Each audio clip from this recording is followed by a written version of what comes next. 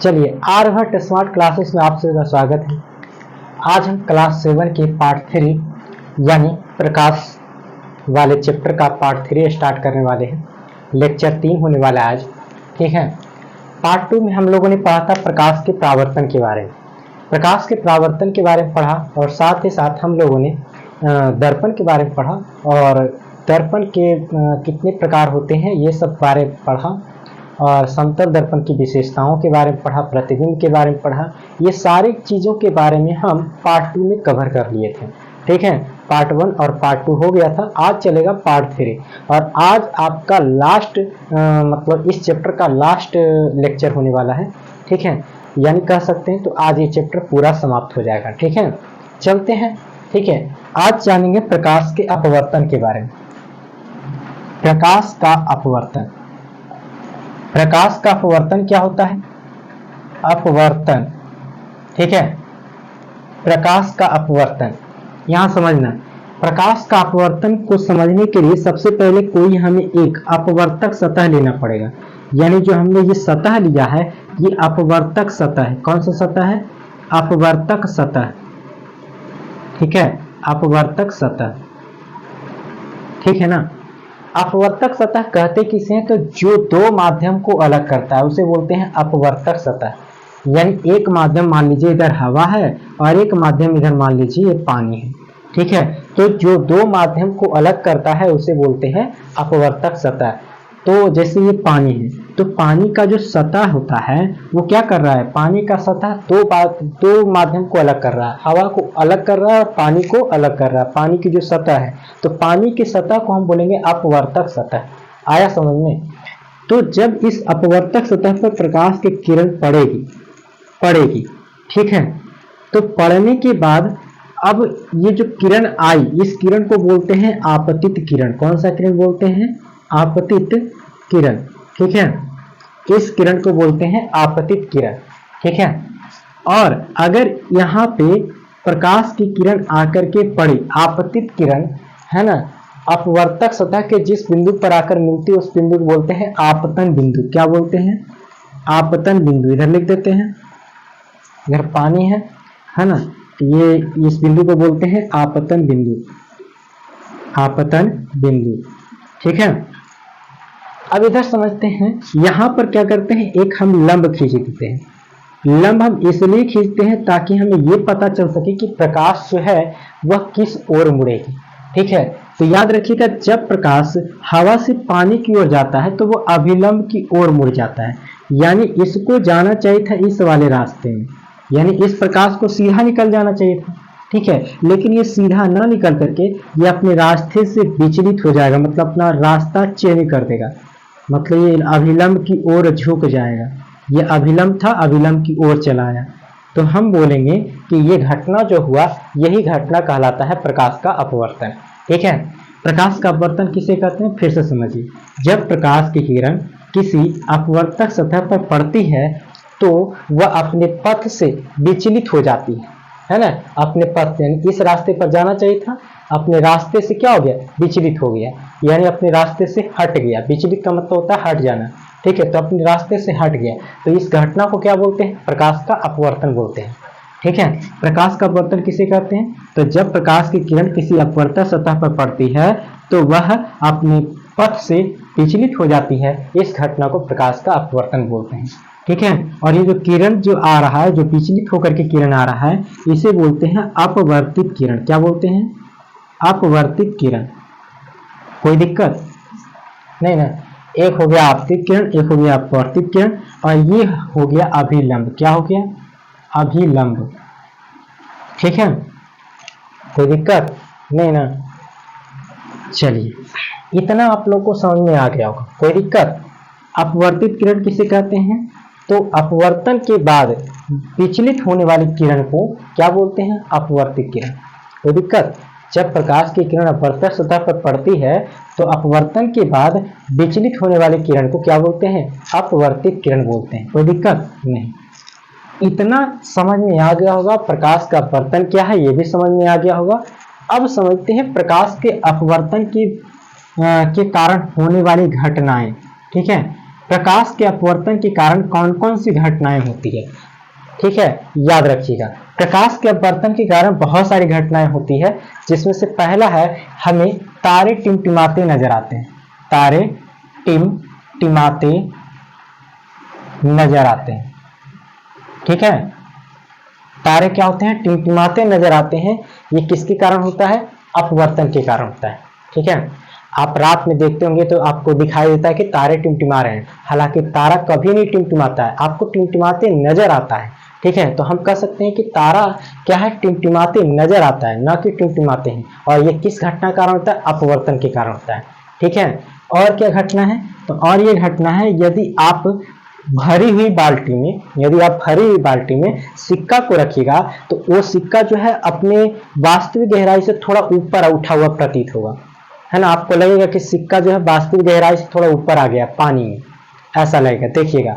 तो क्या होता है, सिक्का, है ना, सिक्का पानी में क्या होता है, ऊपर उठा हुआ प्रतीत होता है, ऊपर उठा हुआ प्रतीत होता है, ठीक है। यहां लिख देते हैं प्रतीत होता है, कोई दिक्कत। और तीसरी जो घटना होती है, आप देखिएगा भरी हुई बाल्टी का जो पेंदी होता है, भरी हुई बाल्टी का जो पेंदी होता है, पेंदी भी देखिएगा अपने वास्तविक गहराई से ऊपर उठा हुआ प्रतीत होता है। तो बाल्टी का पेंदी, है ना, बाल्टी का पेंदी, बाल्टी का पेंदी भी, है ना, अपने वास्तविक गहराई से ऊपर उठा हुआ प्रतीत होता है, ठीक है। 3 घटना हो गया, और भी घटनाएं होती है इसके कारण, ठीक है। इसके कारण कह सकते हैं कि सूर्य जो है वो उगने से 2 मिनट पहले हमें दिखाई देता है और डूबने के 2 मिनट बाद भी सूर्य दिखाई देता है, ठीक है। तो ये भी घटना प्रकाश के अपवर्तन के कारण ही होती है, ठीक है ना। तो हालांकि इतना ही अभी याद रखना है, 3 घटनाएं हैं आपके लिए, बहुत है, ठीक है ना। चलिए, प्रकाश के अपवर्तन क्या है, प्रकाश के अपवर्तन से होने वाली घटनाएं क्या क्या है, ये भी समझ लिए हैं, ठीक है। अब इसके आगे चलते हैं हम लोग। पहले जिसको आप इसको मतलब स्क्रीनशॉट लेना है, स्क्रीनशॉट ले सकते हैं, ठीक है। इसके बाद हम आगे चलेंगे, चलिए मिटाते हैं, ठीक है। इसके बाद हम लोग चलेंगे आगे, प्रकाश के अपवर्तन हो गया। अब चलते हैं लेंस के बारे, ठीक है। लेंस क्या है इसके बारे में समझते हैं, लेकिन उससे पहले ध्यान दीजिएगा, जिस लोगों ने भी पार्ट 1 और पार्ट 2 को नहीं देखा है तो सबसे पहले पार्ट 1 और पार्ट 2 को देख लीजिए जाकर, उसके बाद पार्ट 3 को आकर के इसको फिर से बढ़िया से आप लोग देख लीजिएगा, तो ज्यादा आपको बेहतर तरीके से समझ में आएगा, ठीक है। अब चलते हैं हम लोग लेंस के बारे में। लेंस क्या होता है इसके बारे में समझिए, ठीक है। तो लेंस कहा जाता है कि 2 पारदर्शक पदार्थ का एक ऐसा टुकड़ा होता है जो 2 निश्चित ज्यामितीय सतहों से घिरा होता है। यानी लेंस क्या होता है, एक ऐसा पारदर्शक पदार्थ होता है जो 2 निश्चित ज्यामितीय सतहों से घिरा होता है। यानी इस लेंस में कितने सतह आपको दिखाई दे रहे हैं, एक सतह इधर वाला और एक सतह इधर से, यानी 2 सतह। तो 2 सतह से घिरा, 2 सतह से क्या है, घिरा है। तो 2 सतह से घिरे किसी पारदर्शक माध्यम को, यानी ये जो माध्यम रहेगा पारदर्शी रहेगा, इससे प्रकाश आर पार हो सकता है, ठीक है। तो लेंस किसे कहते हैं, तो जो 2 सतहों से घिरा होता है और वो पारदर्शी होता है, क्या होता है, पारदर्शी। तो हम कहेंगे कि 2 सतहों से घिरे किसी पारदर्शक माध्यम को क्या बोलते हैं, क्या बोलते हैं, लेंस बोलते हैं। कोई दिक्कत नहीं ना। तो लेंस किसे कहते हैं, तो लेंस एक ऐसा पारदर्शी पदार्थ होता है जो 2 निश्चित ज्यामितीय सतहों से घिरा होता है, ठीक है। अब ये सतह इस प्रकार से घिरा रहे या तो इस प्रकार से घिरा रहे, 2 सतह हो गया ना, तो 2 सतह से घिरा है। और जब इस प्रकार से जब कोई लेंस बना रहेगा तो इसे बोलेंगे उत्तल लेंस। कौन सा लेंस, उत्तल लेंस। और जब इस प्रकार से कोई लेंस बनेगा तो हम कहेंगे इसे अवतल लेंस, ठीक है, अवतल लेंस कहेंगे। यानी सीधा सीधी याद रखना है कि लेंस जो होते हैं वह 2 प्रकार के होते हैं। लेंस कितने प्रकार के होते हैं, 2 प्रकार के, एक होता है उत्तल लेंस और एक होता है अवतल लेंस। कोई दिक्कत।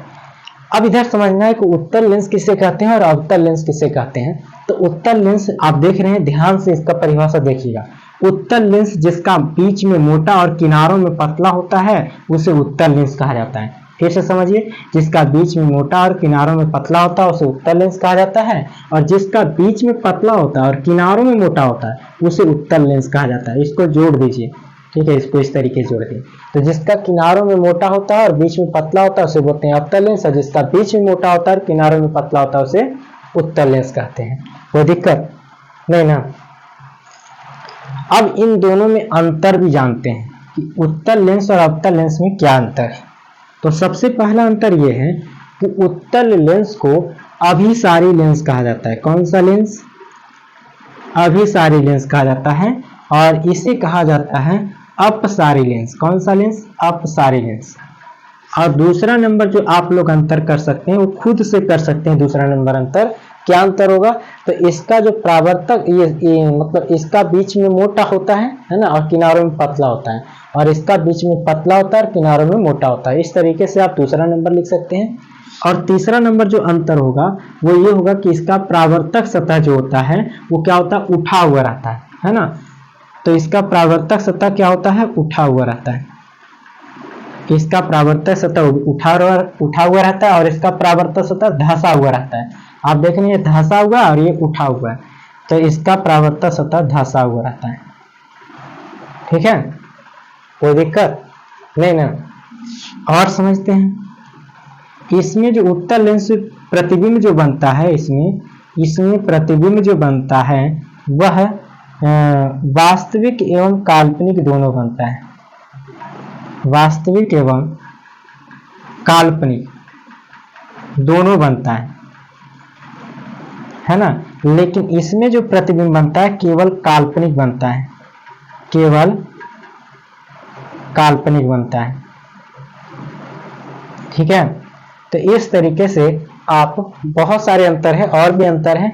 इसमें जो प्रतिबिंब बनता है जो वस्तु के आकार के बराबर बनता है, फिर कह सकते हैं बड़ा भी बनता है छोटा भी बनता है। लेकिन इसमें जो बनता है इसमें हमेशा वस्तु छोटा ही बनता है, प्रतिबिंब से मतलब वस्तु से प्रतिबिंब छोटा बनता है। ठीक है, तो इसमें प्रतिबिंब छोटा बनता है और इसमें बराबर भी बनता है, बड़ा भी बनता है, छोटा भी बनता है। तो ये अंतर हो गया। इसके बाद और भी अंतर है, इसमें प्रतिबिंब जो होता है वो उल्टा बनता है, इसमें प्रतिबिंब सीधा बनता है। आया समझ में? कोई दिक्कत नहीं। तो इतना हो गया। ठीक है, चार अंतर हो गए और 2 गो हम मुंह से बोल दिए हैं। ठीक है, अब हम आगे चलते हैं, इसको मिटाते हैं। अब एक लास्ट ये क्या बोलते हैं टॉपिक बचा हुआ है, जिसका नाम है, बोल सकते हैं, प्रकाश का वर्ण विक्षेपण। क्या नाम है? प्रकाश का वर्ण विक्षेपण। अब जानेंगे प्रकाश का वर्ण विक्षेपण। ठीक है, प्रकाश का वर्ण विक्षेपण। अच्छा, क्या आपको पता है कि उत्तल लेंस और अवतल लेंस का इस्तेमाल कहाँ किया जाता है? ठीक है, उत्तल लेंस और अवतल लेंस का इस्तेमाल हम बता देते हैं। उत्तल लेंस का इस्तेमाल किया जाता है दूरदृष्टि दोष को दूर करने में किया जाता है, जबकि अवतल लेंस का इस्तेमाल निकट दृष्टि दोष को दूर करने में किया जाता है। अब ये दूर दृष्टि दोष और निकट दृष्टि दोष क्या है? तो ये आंखों की एक बीमारी है। आंखों की बीमारी क्या है? तो इसमें जो है वस्तु निकट का नहीं दिखाई देता है, इसमें वस्तु निकट का नहीं दिखाई देता है, तो इसे बोलते हैं दूर दृष्टि दोष। इसमें क्या होता है? वस्तु निकट का नहीं दिखाई देता है, तो इसे बोलते हैं दूर दृष्टि दोष। और इसमें जो वस्तु होता है इसमें दूर का वस्तु नहीं दिखाई देता है, तो इसमें बोलते हैं निकट दृष्टि दोष। ठीक है, आया समझ में? दूर दृष्टि दोष में निकट का नहीं दिखाई देता और निकट दृष्टि दोष में दूर का नहीं दिखाई देता है। ठीक है, तो आंखों का ये बीमारी है, तो नहीं दिखाई देता है। तो जब नहीं दिखाई देता है तो दूर दृष्टि दोष के लिए जब निकट की वस्तु नहीं दिखाई देता है तो क्या किया जाता है? चश्मे के रूप में उत्तल लेंस लगा दिया जाता है चश्मा में।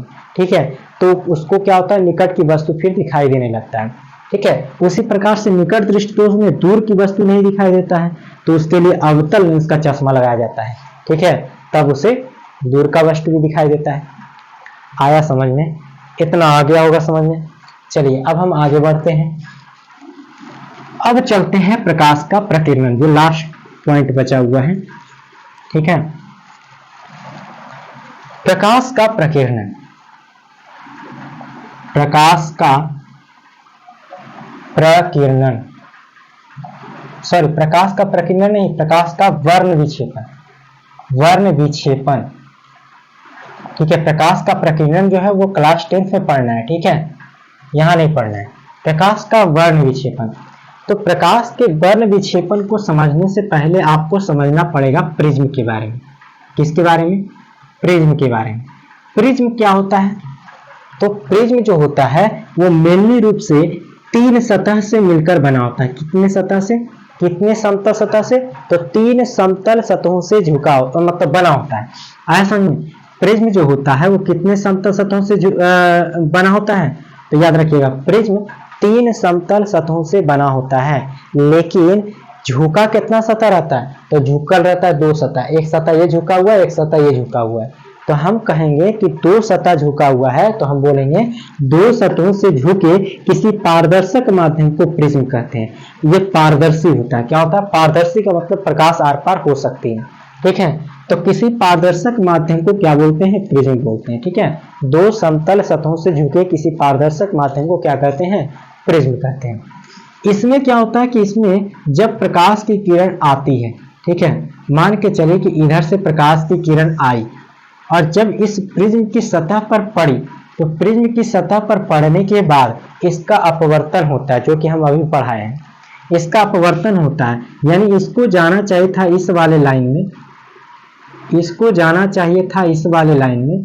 नहीं तो ऐसा कीजिए, प्रकाश की किरण को ऊपर से ना लेकर के नीचे से लेंगे तो और बेहतर होगा, ठीक है। प्रकाश की किरण को इस रास्ते में जाना चाहिए था, है ना। यानी प्रकाश की किरण यहां से जब प्रिज्म पर जाके गिरी या जाके टकराई जब प्रिज्म से, तो प्रिज्म से टकराने के बाद इसको सीधा निकल जाना चाहिए था, लेकिन इसके बाद क्या होगा? टकराने के बाद इसका अपवर्तन होगा। अपवर्तन का मतलब हुआ ये अपने पथ से विचलित हो जाएगा इस प्रकार से, ठीक है, इस प्रकार से चला जाएगा। तो जरूरी नहीं कि इस प्रकार से होगा, यानी यहां से जितना भी कलर है ना, क्योंकि सूर्य के प्रकाश में 7 रंग होते हैं। कितने रंग होते हैं? 7 रंग। ये 7 रंगों में जाकर के विभक्त हो जाएगा। ये एक रंग हो गया, दूसरा रंग हो गया, तीसरा रंग हो गया, इस प्रकार से 7 रंग में विभक्त हो जाता है। कितने रंग में? 7 रंग में। चौथा रंग हो गया, 5वां रंग हो गया, है ना, 6ठा रंग हो गया, 7वां रंग हो गया, ठीक है। इस तरीके से 7 रंगों में विभक्त हो जाता है, ठीक है। और ये 7 रंग जिस पर्दे पर, मान के चलिए क्या है, कोई पर्दा है, ठीक है, तो 7 रंग इस पर्दे पर प्राप्त हुआ होगा, ठीक है।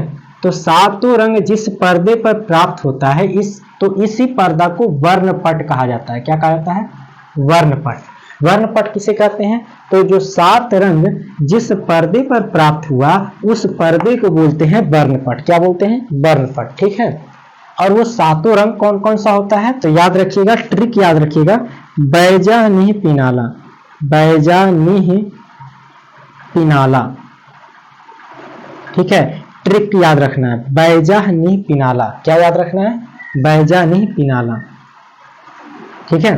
बैजानीह पिनाला, ये ट्रिक याद रखना है। 7 कलर इसमें आ जाते हैं बै से, लेकिन यहाँ ये जो ट्रिक है ये नीचे से याद रखिएगा। बै से पैजा हो गया, जा से जा हो, पैजा, नी हो गया, ह हो गया, है ना, फिर पिनाला हो गया, पी हो गया, ना हो गया और ला हो गया, ठीक है। 7 कलर हो गया।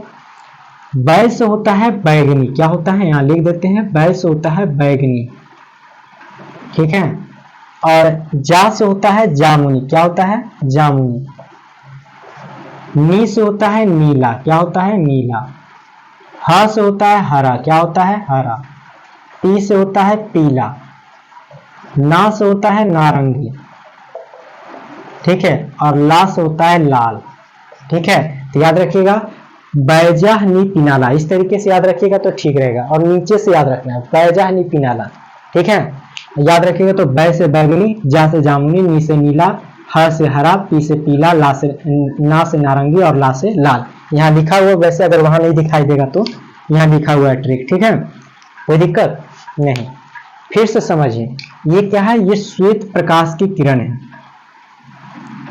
या फिर बोल सकते हैं सूर्य के प्रकाश की किरण है। ये क्या है? सूर्य के प्रकाश है। तो जब सूर्य का प्रकाश, ये क्या है, प्रिज्म है, तो जब सूर्य की प्रकाश की किरण इस प्रिज्म से होकर के जाती है तो वह 7 रंगों में विभक्त हो जाती है। इसी घटना को प्रकाश का वर्ण विक्षेपण कहते हैं। ठीक है, फिर से बोल रहे हैं, प्रकाश का वर्ण विक्षेपण किसे कहते हैं? तो जब सूर्य की प्रकाश की किरण किसी प्रिज्म से जाकर टकराती है तो वह 7 रंगों में विभक्त हो जाती है। इस घटना को प्रकाश का वर्ण विक्षेपण कहते हैं। अब वर्णपट किसे कहते हैं? तो 7 रंग, है ना, 7 रंग जिस पर्दे पर प्राप्त होता है उस पर्दे को वर्णपट कहा जाता है। आया समझ में?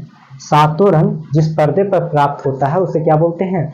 वर्णपट कहते हैं। ठीक है, और 7 रंग होता कौन सा है?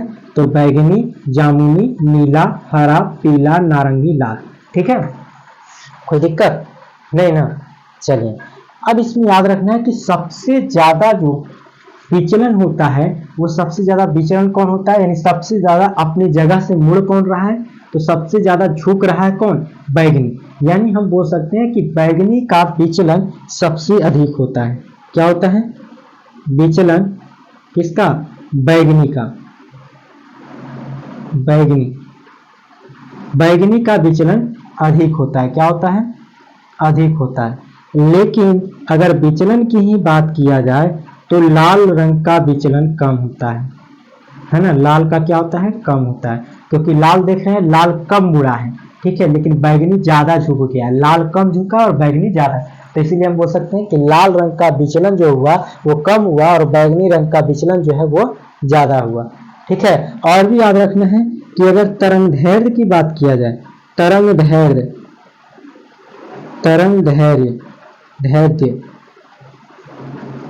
ठीक है, तरंगदैर्घ्य की अगर बात किया जाए तो लाल रंग का तरंगदैर्घ्य अधिक होता है। क्या होता है? लाल का अधिक होता है। लाल रंग का तरंगदैर्घ्य क्या होता है? अधिक होता है, जबकि बैगनी रंग का जो तरंगदैर्घ्य होता है उसका तरंगदैर्घ्य कम होता है। बैगनी का तरंगदैर्घ्य कम होता है और लाल रंग का तरंगदैर्घ्य अधिक होता है। बस इससे इतना ही याद रखना है। ठीक है, लेकिन अब बात ये आता है कि कुछ लोगों का ये मानना था कि सूर्य के प्रकाश, अब यहाँ समझना है, कुछ लोगों का ये मानना था कि सूर्य के प्रकाश में 7 रंग नहीं होते हैं। ये जो आपने करके बताया है ये तो प्रिज्म का खेल है। प्रिज्म क्या कर रहा है? प्रकाश की किरण को 7 रंगों में बांट रहा है। ये प्रिज्म का खेल, ये प्रिज्म ऐसा कर रहा है। ठीक है, लोगों को विश्वास नहीं हो रहा था कि इसमें 7 रंग होता है सूर्य के प्रकाश में, लेकिन नहीं, सूर्य के प्रकाश में 7 रंग होते हैं। ठीक है, तो इसे साबित कैसे किया? तो इसे साबित किया था न्यूटन ने। किसने साबित किया था? न्यूटन ने। न्यूटन ने कैसे साबित किया? तो न्यूटन ने कहा कि इस सूर्य के प्रकाश में 7 रंग होते हैं। इस बात को साबित करने के लिए हम एक प्रयोग करते हैं। तो न्यूटन ने क्या किया? एक प्रयोग किया। प्रयोग क्या किया? तो उसने पहला प्रिज्म इस प्रकार से लिया। ठीक है, पहला प्रिज्म इस प्रकार से लिया। ठीक है ना? अब क्या हुआ, एक सीधा प्रिज्म लिया और एक उल्टा प्रिज्म ले लिया। उसने क्या लिया? एक उल्टा प्रिज्म। ठीक है ना? इस प्रकार से न्यूटन ने एक सीधा प्रिज्म लिया और एक उल्टा प्रिज्म लिया, लोगों को विश्वास दिलाने के लिए कि इसमें 7 रंग होते हैं। लोग मान ही नहीं रहे थे, तो इसने क्या किया? एक प्रिज्म सीधा लिया और एक प्रिज्म उल्टा लिया। कहा कि अगर ये 7 किरणों को फैला रहा है तो ये अगला क्या करेगा? इसका उल्टा करती है तो ये अगला क्या करेगा? इसको समेट के एक किरण में करेगा कि नहीं, एक ही कलर में करेगा कि नहीं। तो इसको देखा गया तो इसको सही में ये सारे के सारे कलर एक ही कलर में जाकर के हो गए थे। आया समझ में? यानी इस तरीके से हो गए थे, सारा का सारा एक ही कलर में चले गए थे। तो जिससे पता चला कि ये जो सूर्य के प्रकाश की किरण है ये सही में ये क्या है? इसमें 7 रंग होते हैं। ठीक है, जब सीधा रखे तो 7 रंगों में विभक्त हो गया और उल्टा रखे तो फिर से वो प्रकाश की किरण में एक ही प्रकाश की किरण में चला आया। इसे श्वेत प्रकाश की किरण भी कहा जाता है। सूर्य के प्रकाश को क्या कहते हैं? श्वेत प्रकाश भी कहते हैं। ठीक है, श्वेत प्रकाश इसलिए कहते हैं क्योंकि जब ये 7 कलर मिल जाता है ना तो एक 8वां रंग प्राप्त होता है श्वेत, जिसको सफेद बोलते हैं। आया समझे? तो इसीलिए इसे श्वेत कलर भी कहा जाता है। लेकिन अब भी लोगों को विश्वास नहीं हो रहा था कि सूर्य के प्रकाश में 7 रंग होते हैं। तो इसलिए ये लोग कह रहे थे कि ये प्रिज्म का जो आपने खेल बताया कि प्रिज्म के कारण जो है वो 7 रंगों में विभक्त हो रहा है, यहाँ फिर से तो क्या प्रिज्म का तो खेल हो रहा है, आपने प्रिज्म ही करके दिखाया है ना। और मुझे लगता है ये सब प्रिज्म का खेल है, यही कारण ये 7 रंगों में विभक्त हो रहा है। ठीक है, मुझे नहीं भरोसा है कि सूर्य के प्रकाश में 7 रंग होता है, ऐसा लोगों का मानना था, क्योंकि न्यूटन जो प्रयोग करके बताया वो प्रिज्म से ही करके बताया था, तो लोगों को शक था कि प्रिज्म में कोई गड़बड़ है। ठीक है, तो इसीलिए न्यूटन ने कहा ठीक है प्रिज्म से हटा देते हैं, प्रिज्म को छोड़ देते हैं। ठीक है, एक अलग प्रयोग करते हैं। तो न्यूटन ने क्या किया अगला प्रयोग में, तो उसने क्या किया, एक इस प्रकार से एक गोलाकार चक्री लिया और इस चक्री में बारी बारी से 7 रंगों को भर दिया गया था। ठीक है, इस चक्री में क्या किया गया, 7 रंगों को भर दिया गया, 6 हो गया और इस प्रकार से 7। ठीक है, 7 घर हो गए ना, 2 2 4 2 6 7। ठीक है, तो 7 जो घर हो गए, इस 7 कलर को 7 रंगों के द्वारा रंग दिया गया, यानी एक में बैगनी, एक में जामुनी, नीला, हरा, पीला, नारंगी, लाल। ठीक है, इस तरीके से 7 कलर को रंग दिया गया। इसमें मान के चलो लाल को रखा गया, इसमें बैगनी को रखा गया, है ना, इसमें हरा को रखा गया, इसमें पीला को रखा गया, इसमें नीला को रखा गया, इसमें नारंगी को रखा गया। ठीक है, और इसमें जामुनी को रखा गया।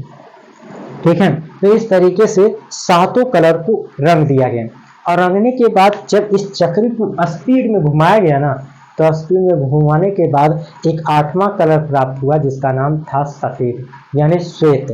ठीक है, तो जब इसको स्पीड में घुमाया गया तो कौन सा कलर प्राप्त हुआ, श्वेत कलर प्राप्त हुआ। आप लोग भी ये करके देख सकते हैं, इस कलर को जब आप 7 रंग को इस प्रकार से रंगिएगा तो एक 8वां कलर प्राप्त होगा जिसका नाम है सफेद। ठीक है, तो हम कह सकते हैं कि सूर्य के प्रकाश में सही में 7 रंग होते हैं।